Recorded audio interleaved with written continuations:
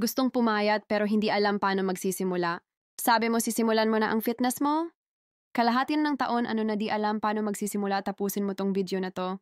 Oh, search nag TDEE calculator para malaman. Cheese and calories per day mo I fill out.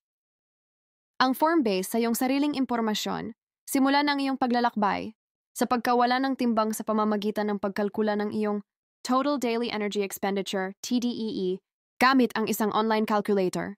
Pagkatapos ay bawasan ng nasa 200 calories. So ang resulta base sa TDEE calculator itagda.